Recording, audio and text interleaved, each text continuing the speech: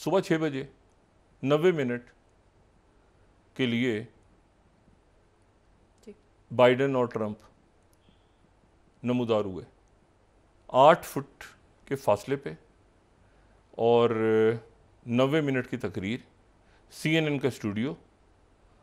और जिस किसी ने उसमें देखें 3 साल 7 महीने बड़े हैं बाइडेन ट्रंप से। ट्रंप है 78 साल के, वो हैं 81 साल के। जिस किसी ने पहले 3 मिनट देखे हैं, या चलें 3 को भी नहीं, आप इसको 10-15 मिनट के, और वो डेमोक्रेट है या प्रेसिडेंट बाइडेन को पसंद करता है, उनकी पार्टी का है, वो अपना सर पीट रहा है कि प्रेसिडेंट बाइडेन के साथ हुआ क्या है। मतलब प्रेसिडेंट बाइडेन टोटल, अगर ये जो लफ्ज़ है जबरदस्त होना, टोटल, मुकम्मल टोटल। और कुछ लोग तो कह रहे हैं जिस तरह कैनेडी ने किया था निक्सन को 64 में, ये उसकी तरह का हुआ है। कुछ लोग इसको कुछ और कह रहे हैं कुछ, लेकिन वो प्रेसिडेंट बाइडेन इतने बड़े नहीं हैं, यानी एज वाइज ट्रंप से। और उनकी जो टीम है वो काफ़ी अरसे से ये कन्विंस करती रही है दुनिया को कि भाई उनकी एज का फैक्टर उनका नहीं है ज़्यादा, और उनका जो है वो मतलब है कि बात ठीक तरह से कर लेते हैं, उनका कोई उम्र का मसला भी नहीं है, ये वो सारा। लेकिन बाइडेन हैंडल नहीं कर पाए, बाइडेन हैंडल नहीं कर पाए। और ट्रंप जो हैं उन्होंने बेशुमार जगहों पे गलत बयानी की। मतलब उन्होंने वो 6 जनवरी वाले वाक़े को भी वो गोलमोल कर गए, वो यूक्रेन पर भी गलत बात कर गए, उनको बाइडेन किसी जगह पर उनको पकड़ने में कामयाब नहीं हो सके।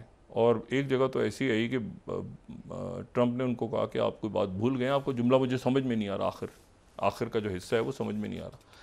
अच्छा, माइक इसलिए बंद किया होता, इससे पहले जो हिलरी क्लिंटन जो स्पीच कर रही थी, जब ये हो रहा था, जब चल रहे थे मामला, तो उस वक्त ये 2016 में, तो हिलरी क्लिंटन ने बात की थी कि ओह इस तरह का कानून तोड़ने वाला मुल्क का सदर, तो अब ट्रंप साहब ने दरमियान में कह दिया हाँ वो होता है, वो तो जेल भेजेगा सबसे पहले। तो इसलिए माइक बंद कर दिए थे इस दफ़ा के एक आदमी बात कर रहा हो तो दूसरा आदमी दरमियान में ना बोले। लेकिन प्रेसिडेंट बाइडेन जो है वो गलत बात करते रहे और इनसे बात नहीं हुई। अब जो है वो सारा जो पिछले कई घंटों तक ये बहस होती रही, और शायद आने वाले दिनों में भी चले, कि क्या डेमोक्रेट जो हैं वो किसी और कैंडिडेट को ढूंढ सकते हैं। क्या ये मुमकिन है कि इस मरहले पे प्रेसिडेंट बाइडेन को विड्रॉ कर लिया जाए, और उनका जो शिकागो में होना है, अभी 2 महीने हैं उसमें, सितंबर में शायद होगा उनका, जो है जुलाई अगस्त में होगा शायद, जो शिकागो में कन्वेंशन होना है डेमोक्रेट्स का, तो उसमें जो है वो क्या ये मुमकिन है कि डेलीगेट्स जो आएँ, जिन्होंने पहले बड़ी मेजॉरिटी के साथ प्रेसिडेंट बाइडेन को अपना कैंडिडेट नॉमिनेट किया था, वो अपनी नॉमिनेशन विड्रॉ करें? ऐसा मुमकिन नहीं है, ये बाइडेन ही कर सकते हैं खुद। यानी बाइडेन कहें कि मैं पीछे हट रहा हूँ, या वो कहें कि, लेकिन ये ऐसा हुआ नहीं है कभी तारीख में। अच्छा, वहाँ लोगों से प्राइवेटली बात हो रही है, वो तो हुए हैं, लेकिन साथ इनकी जो टीम है प्रेसिडेंट बाइडेन की, वो कह रही है कि नहीं, प्रेसिडेंट बाइडेन ही होंगे हमारे कैंडिडेट। लेकिन ये बहस छिड़ गई है पूरी दुनिया में कि क्या कोई और कैंडिडेट मुनासिब है जो ट्रंप का मुकाबला कर सके, क्योंकि इसके बाद कोई दूसरा मौका नहीं है। इसके बाद पे आज सितंबर में जाके एक डिबेट होगी, और इस दौरान जो है मतलब ये गूंजती रहेगी ये जो डिबेट है। अच्छा, इसमें जो है अब ये है कि वो कैमला हैरिस एक चॉइस है, कि कैमला हैरिस मगर कैसे आएंगी। मतलब है कि कैमला हैरिस का एक नाम चल रहा है, मगर वो कैसे, वो तो पहले ही बड़ी तनकीद है कि वो एज ए नायब सदर उन्होंने कुछ नहीं किया, वो तो नज़र ही नहीं आई पूरे दौर में। दूसरा जो नाम चल रहा है वो वहाँ पे चल रहा है गेविन न्यूसम का। अच्छा, गेविन न्यूसम जो है उनका भी नाम चल रहा है कि वो भी एक मुतबादिल कैंडिडेट हो सकते हैं।